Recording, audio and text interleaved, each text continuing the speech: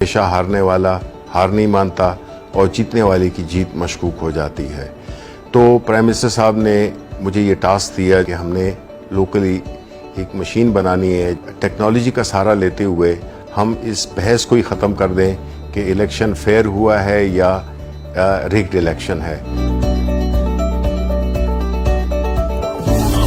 ये जी मैं वोटर हूँ और मैं आया हूँ, मैं अपना शनाख्ती card election commission of Pakistan के नुमाइंदे को दे रहा हूँ। इन्होंने वेरीफाई किया।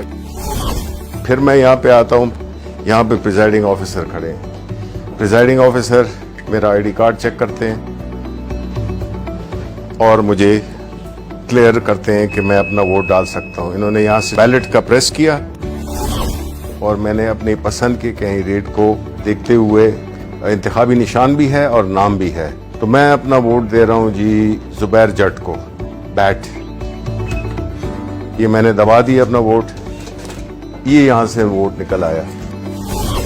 अब ये मैं पर्ची लेकर और इसको बैलेट पेपर में जो इलेक्शन कमीशन का वो उसमें मैं डाल देता हूँ। अब जब वोटिंग खत्म हो गई है तो सारे पोलिंग एजेंट्स को बुला लिया जाएगा।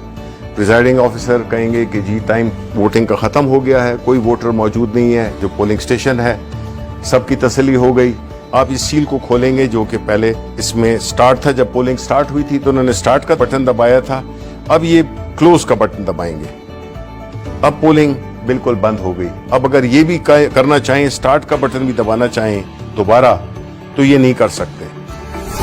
अब कंसोलिडेटेड रिजल्ट्स चाहिए, तो प्रिजाइडिंग ऑफिसर फिर आप दबाएं रिजल्ट्स, ये रिजल्ट्स में, और ये आपकी उसी वक्त आपके पास पूरा जो भी कैंडिडेट्स थे, यहाँ पे चूंकि जुबैर जट को एक वोट पड़ा था तो सिर्फ उनके आगे एक वोट लिखा हुआ है, बाकी किसी का कोई वोट नहीं था। ये जो लिस्ट है इसमें प्रिजाइडिंग ऑफिसर साइन करेंगे और उसके बाद जो भी पोलिंग एजेंट्स हैं वो साइन करेंगे। हमने फिर एक एप्लीकेशन डेवलप की है जिसमें कि जो QR कोड है उसको जो प्रिजाइडिंग ऑफिसर है उसके पास उसकी एप्लीकेशन होगी, वो उसको स्कैन करेगा। अब किसी और आम फोन पे करें आप, अब ये है जो एप्लीकेशन के साथ है, वो जो ही किया है आपने देख लें कि वही रिजल्ट जो कि इसके हैं वही रिजल्ट आए हैं। इसको हमने रिले करना है वापस इलेक्शन कमीशन ऑफ पाकिस्तान के हेडक्वार्टर को।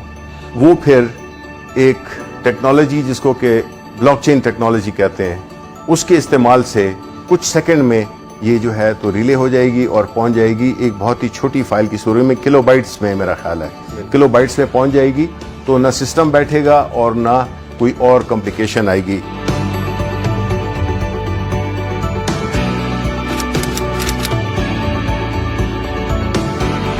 अगर कोई ये कोशिश भी करे कि वो उसी तरह का वोट पहले तो छपवा नहीं सकता, लेकिन अगर छपवा भी ले तो वो वोट इसलिए काउंट आउट होगा क्योंकि हर वोट के ऊपर एक बार कोड है।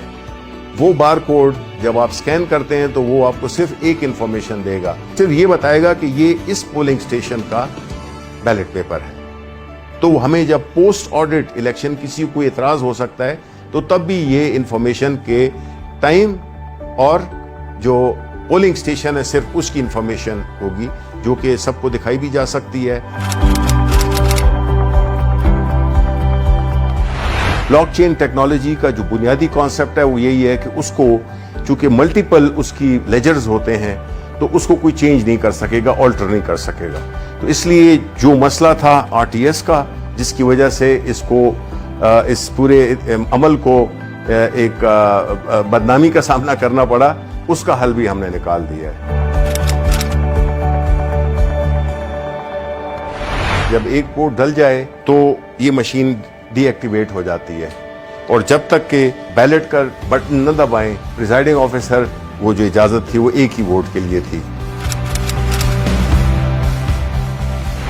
ये सिर्फ मशीन नहीं, ये पूरी एक सोच की तब्दीली है, उस निज़ाम की तब्दीली है। लोग धौंस के ज़रिए, पैसे के ज़रिए और मुख्तलिफ गैर कानूनी हथगंडे इस्तेमाल करके वो हारे हुए इलेक्शन को जीत में तब्दील कर देते थे और जीते हुए इलेक्शन को हार में तब्दील कर देते थे। चूंकि एक स्टैंड अलोन मशीन है जिसमें कि इसका न कोई इंटरनेट से ताल्लुक है, ना इसका कोई वाईफाई से ताल्लुक है, ना इसका कोई ब्लूटूथ से है, تو یہ بیرونی اثرات سے یہ بالکل مبرہ ہے.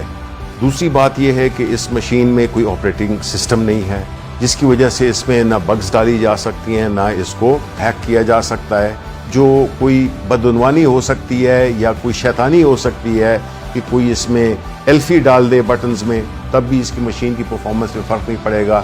کوئی کیل لگانے کی کوشش کرے تو بھی نہیں ہوگا. پن لگانے کی، پانی پھینکنے کی، کوئی اور لیکوڈ پھینکنے کی، اس کی پرفارمنس کو بالکل افیکٹ نہیں کر سکتا.